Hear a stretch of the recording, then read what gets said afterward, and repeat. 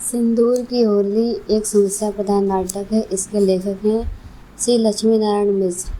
सिंदूर की होली के प्रमुख पात्र हैं रजनीकांत, मनोज शंकर, मुरारी लाल, माहिर अली, भगवंत सिंह, हरनंदन, चंद्रकला, मनोरमा। सिंदूर की होली। बरसात का दिन प्रायः एक पहर दिन आ चुका है, लेकिन आकाश में घने बादल होने के कारण मालूम हो रहा है कि अभी सवेरा हो रहा है। डिप्टी कलेक्टर मुरारी लाल का बंगले में सामने की ओर एक बड़ा कमरा है, जिसमें अंग्रेजी ढंग के एक दूसरे लगे हुए सामने की ओर 4 दरवाजे हैं। दरवाजे सभी खुले हैं और कमरे के बीच में एक बड़ी मेज के चारों ओर लकड़ी की कुर्सियां रखी हैं। मेज पर एक अंग्रेजी अखबार, एक तस्तरी में पान, इलायची और उसके पास ही गोल्ड फ्लेक्स सिगरेट का एक डिब्बा और दिया सलाई पड़ी है। दूसरी ओर की दीवार में 2 अलमारियां हैं, जिनमें मोटी मोटी पुरानी किताबें रखी हैं। किसी की जिल्द उखड़ गई है तो किसी जिल्द का कपड़ा सड़ गया है और गंदी दफ्ती दिख पड़ती है। कमरे के सामने मेहराबदार गोसवारा है, जिसके खंभों का सीमेंट कहीं कहीं उखड़ गया है और भद्दी ईंटें दिख पड़ती हैं। गोसवारे में दीवालों के किनारे बांस की 2 कुर्सियां रखी हैं। गोसवारे के दोनों ओर 2 गोल कमरे हैं, जिनके एक एक दरवाजे गोसवारे में हैं और एक एक पीछे की ओर बड़े कमरे में। बड़े कमरे में बंगले के भीतरी भाग में जाने का रास्ता है। मुरारी लाल का मुंशी माहिर अली बाहर की ओर से कमरे में प्रवेश करता है। माहिर अली मेज पर की चीज़ें इधर उधर रखता है, अपने अंगूछे से कुर्सियों को इधर उधर हटाकर झाड़ता है और फिर उन्हें ठीक जगह पर लगा देता है। भीतर से मुरारी लाल का प्रवेश। मुरारी लाल, कहाँ चले गए थे जी?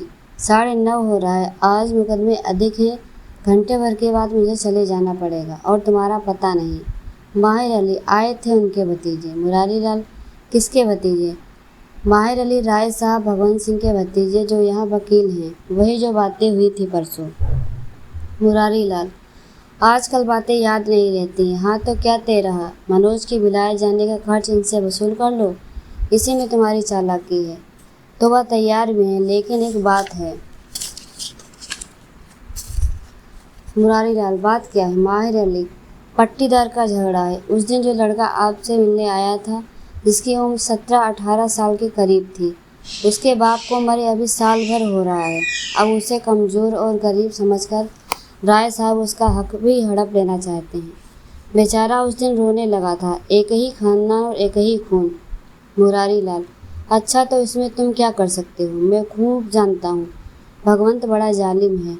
लाखों रुपया रैयत को लूट कर जमा कर लिए हैं। अभी तक ऑनरेरी मजिस्ट्रेट था, इस साल राय साहब भी हो गया है। उधर का सारा इलाका उसके रोब में है, जो चाहेगा कर लेगा, तो फिर मैं क्यों न करूं? माहिर अली, वह तो राजी है देने को। 10,000 लेकर तो वह अभी आ रहा है, लेकिन उस लड़के की जान मारी जाएगी। हुजूर को खुश कर लेने के बाद वह उसकी जान मरवा डालेगा। पुलिस उसकी राय की है, इधर आपकी ओर से भी बेखौफ हो जाएगा। देहात के लोग उसके दबाव में ही रहेंगे, इसलिए। मुरारी लाल, हाँ क्या इसलिए? माहिर अली, हुजूर, मुझे उस बदकिस्मत लड़के पर रहम आ रहा है। मुरारी लाल, लेकिन इसमें हो ही क्या सकता है? माहिर अली, उससे तो हुजूर जो कुछ कहेगा मान जाएगा ही। राय साहब को भी दबा कर सुलह करा दीजिए। मुरारी लाल, अच्छा देखा जाएगा। मनोज को रुपया तो मिल गया होगा? माहिर अली, मिल ही गया होगा, आज मिल जाएगा। मुरारी लाल, देखना कहीं उसे मालूम ना हो जाए। माहिर अली, किसे सरकार? मुरारी लाल, मनोज शंकर को। वह बात केवल तुम जानते हो। माहिर अली, लेकिन आप यह बार बार क्यों कहा करते हैं? उसमें भी तो मैं ही। माहिर अली, मुझे उस बात का बड़ा दुख है। मनोज अगर जान जाएगा कि उसके पिता ने मेरी ही वजह से आत्महत्या की है। 10 वर्ष का समय निकल गया, अभी तक तो बात छिपी हुई है, लेकिन अगर किसी दिन खुल गई तो मेरे मुंह पर स्याही पुछ जाएगी और मैं किसी काम का नहीं रहूँगा। माहिर अली, हुजूर अगर मुझ पर सुबह करते हो तो मुझे जवाब दे दें। मुरारी अली, मैं तुम पर सुबह करूँगा? तबीयत बेचैन हो जाती है तो कभी कभी ऐसी बातें निकल जाती हैं। तुमको और मनोज शंकर को प्रसन्न करने पे अगर मेरा सब कुछ बिगड़ जाए तो भी मुझे चिंता नहीं। हाँ, जरा भीतर जाकर चंद्रकला से पूछो तो सवेरे की डाक में कोई ज़रूरी पत्र तो नहीं है। माहिर अली का प्रस्थान। मुरारीलाल कमरे में बेचैन होकर इधर उधर टहलने लगता है। मुरारीलाल की अवस्था इस समय प्रायः 40 वर्ष की है। गोरा और स्वस्थ शरीर, आंखें छोटी लेकिन चमकती हुई और घने काले बाल जो पीछे की ओर घूम पड़े हैं। दाढ़ी मूछ बनी हुई है। कमीज, चौड़ी मोहरी का पैजामा और पंजाबी जूता पहने हैं। इस वेश में मुरारीलाल पूर्णतः युवा मालूम होते हैं। मुरारीलाल, बाहर जाओ, शायद आ रहे हैं। चंद्रकला, तुम्हारा चेहरा उतरा हुआ है, तबीयत ठीक है ना? चंद्रकला, नहीं तो। मुरारीलाल, नहीं क्यों? तुम उदास हो रही हो। और कोई पत्र? चंद्रकला, लखनऊ से उसकी बीमारी का पता लगा है। किसी दिन 2 घंटे से अधिक बेहोशी में रहा। मुरारीलाल, मनोज स्वयं अपनी बीमारी बढ़ा रहा है। यह अवस्था ऐसी ही है। पिछली बार बन गया था। नियम से भोजन करता नहीं है, ना ही नियम से सोता है। रात को लड़के हॉस्टल में सोते रहते हैं और वह कमरा बंद कर पार्क में जाकर बांसुरी बजाता है। इस तरह तबीयत तो बिगड़ेगा ही। उसका भाग्य तो मैं बदल नहीं सकता। अपनी ओर से तो मैंने दूसरों के लिए कोई कसर नहीं छोड़ी है। अपनी ओर से तो मैंने। चंद्रकला, लेकिन यह झंझट भी तो आपने स्वयं, नहीं तो उनसे कहा कोई संबंध नहीं है। मुरारीलाल, कैसी बात कर रही हो? मैं क्या करता हूँ उसकी आलोचना तुमको नहीं करनी चाहिए। चंद्रकला, मैंने कुछ तो नहीं कहा है। मुरारीलाल, चुप रहो। कहा क्यों नहीं है? मेरा उससे कोई संबंध नहीं। यह तुम्हें कैसे मालूम? मेरे मित्र का लड़का है। मरने के समय उसने उसे मेरी गोद में डाल दिया था, इसलिए मैं उसके लिए इतना चिंतित रहता हूँ। जब तक वह स्वयं अपने पैरों पर खड़ा नहीं हो जाएगा, कर्तव्य मेरा बना रहेगा। चंद्रकला, अच्छा तो आप मुझे क्षमा करें। यह क्षमा तुम नहीं मांग रही हो। तुमको तो मैंने BA तक अंग्रेजी पढ़ा दी है। तुम्हारी वही पढ़ाई क्षमा मांग रही है। जाओ भीतर। आजकल की शिक्षा में शब्दों का खिलवाड़ खूब सिखाया जाता है। माहिर अली आ गए, एक आदमी साथ में है। मुरारीलाल, मैं भीतर जा रहा हूँ, रुपए लेकर भीतर चले आओ। उन लोगों को यहाँ बैठाकर फिर मैं थोड़ी देर में आ जाऊँगा। माहिर अली, लेकिन मैं। मुरारीलाल, कोई बात नहीं, मैं तो फिर आ ही जाऊँगा। भगवंत सिंह साहब कहाँ हैं? माहिर अली, भीतर हैं। भगवंत सिंह, आप नाखुश क्यों हो रहे हैं? मैं आपको भी खुश कर तब यहाँ से जाऊँगा। माहिर अली भगवंत सिंह और हरनंदन सिंह के साथ कमरे में प्रवेश करता है। माहिर अली, बैठिए आप लोग। भगवंत सिंह, बैठिए आप लोग। हाँ, आप भी बैठिए। माहिर अली, आप बैठते क्यों नहीं साहब? यहाँ इंतजाम हो जाएगा, आप चुपचाप बैठिए। भगवंत सिंह, हाँ, लाया गया है साहब को। माहिर अली, साहब लोग अपने हाथ से नहीं लेते हैं। यहाँ और वहाँ जवाब देने को भी कुछ तो चाहिए। जिस दिन हिसाब होगा उसी दिन के लिए साहब अपने हाथ से नहीं लेते हैं। निकालते क्यों नहीं हो? चलिए यहाँ से इस मेज पर। भगवंत सिंह, गिन लीजिए ना। माहिर अली, कहिए भी कितना है? यहाँ चढ़ आने पर आप झूठ नहीं कह सकते। झूठ का रोजगार तो आप लोग देहातों में करते हैं। लगान वसूल करने के वक्त और बिरादरी में। भगवंत सिंह, 10,500। माहिर अली, अच्छा तो 500 और। हरनंदन, 500 आपके लिए। माहिर अली, मेरे लिए 500? हरनंदन सिंह, जी हाँ, आपके लिए। आपने बाबू साहब को समझा क्या है? इस कलेजे का आदमी इस जिले में नहीं है। हाँ साहब, अभी आपका कभी सवाका नहीं पड़ा है, नहीं तो आप बाबू साहब को समझ गए होते। इस जिले में कोई ऐसा अफसर नहीं है जो इनकी तबीयत न जानता हो। लाखों रुपया इन्होंने हाकिमों के लिए खर्च कर दिए हैं। माहिर अली, अच्छा हवाला कर दीजिए। हरनंदन, 100 के 100। हरनंदन सिंह, जी हाँ। हरनंदन सिंह, साहब से इसकी शिकायत करनी चाहिए, मालूम होता है कहीं का नवाब।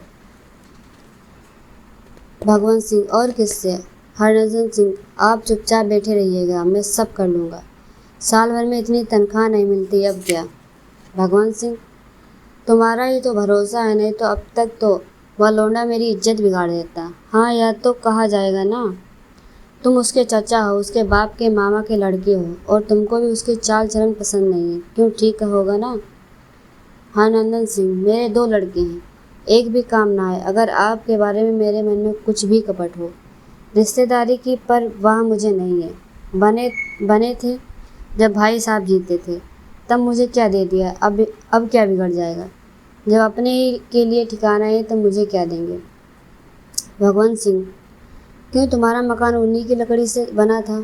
हरनंदन सिंह, आप भी, दो पेड़ शीशम की इतनी बड़ी बात, उतनी लकड़ी तो आपने थाने के सिपाहियों को दे दी होगी। भगवंत सिंह, दस्तावेज में फेर दूंगा, मैं समझूंगा तुम मेरे सगे नातेदार हो। नातेदारी छूटना नहीं मालूम होगा, नहीं उस घर से इस घर में सही। कोठी का कितना देना है। हरनंदन सिंह, आपसे लेकर वही 1,000 दिया।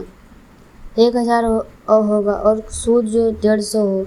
भगवंत सिंह, इस बार चलकर 1,500 और ले लो।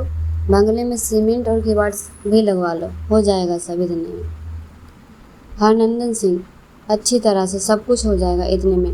कोठी का हिसाब भी साफ हो जाएगा और बंगले का काम भी खत्म हो जाएगा। भगवंत सिंह, तुम्हारे यहाँ आता तो कुछ खिला दिया जाता, झगड़ा साफ हो जाता। हरनंदन सिंह, हाँ हो सकता था, लेकिन आप नहीं जानते, वह 18 वर्ष का लड़का चालाकी में आपसे कम नहीं है। इस बार तिलक में दुनिया को दिखाने के लिए मैं उसके शत्रु के साथ हूँ, फिर भी वह संबंध नहीं तोड़ता।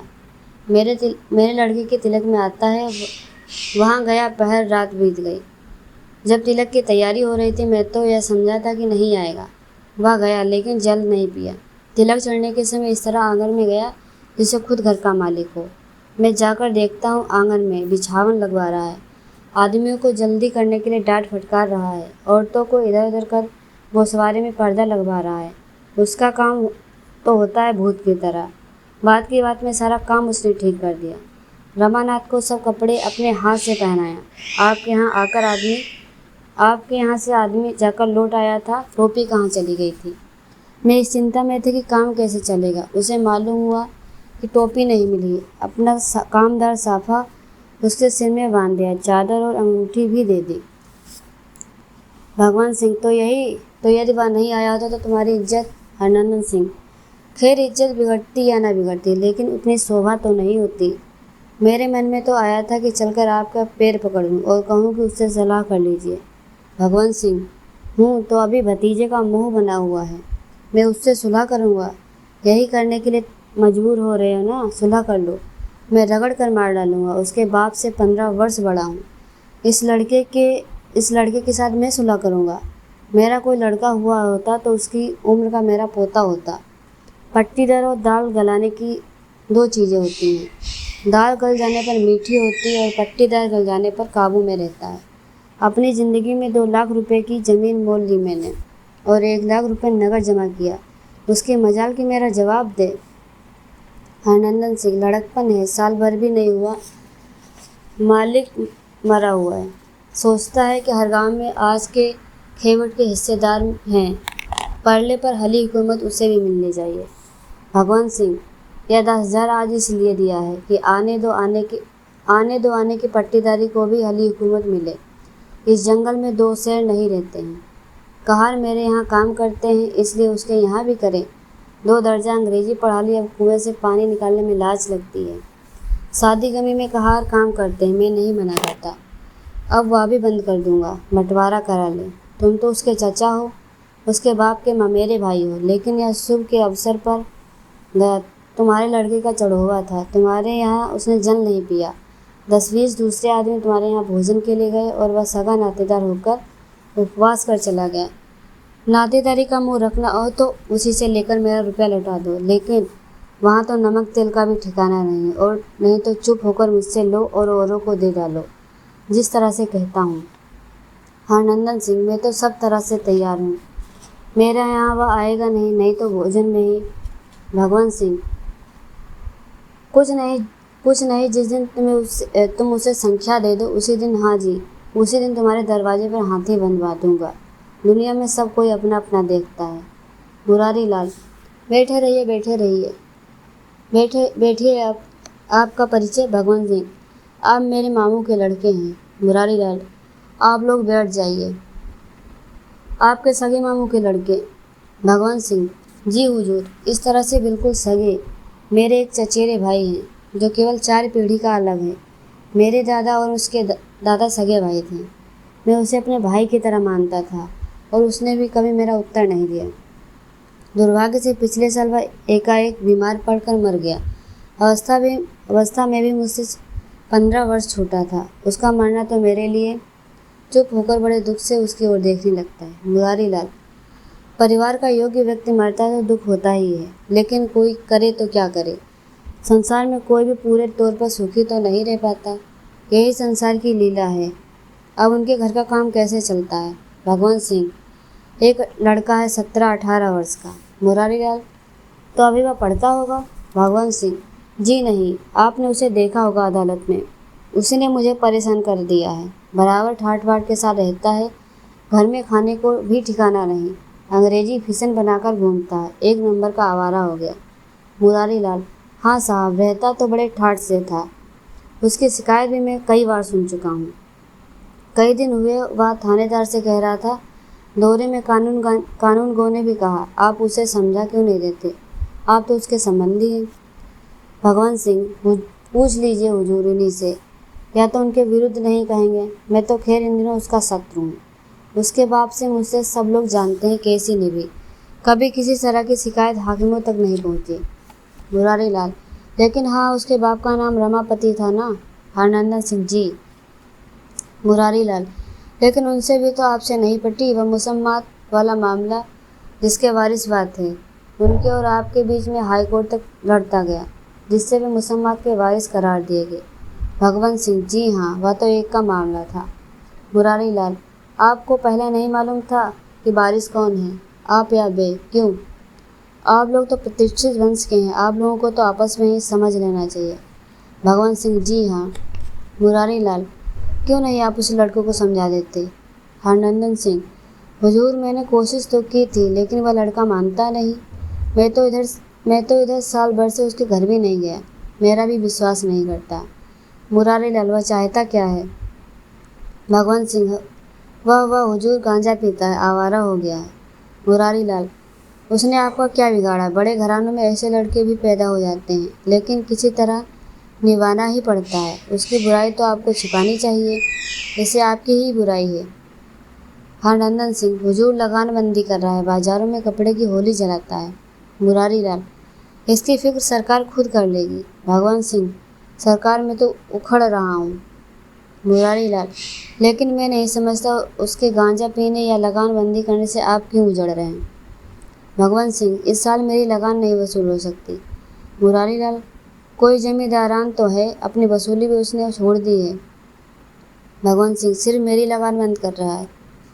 मुरारीलाल, आप कृपा कर बाहर तो जाइए। मैं? भगवंत सिंह, जी। मुरारीलाल, लड़का है और आप बुढ़े हुए। भगवंत सिंह, जी। मुरारीलाल, आप खुद विचार कर लीजिए।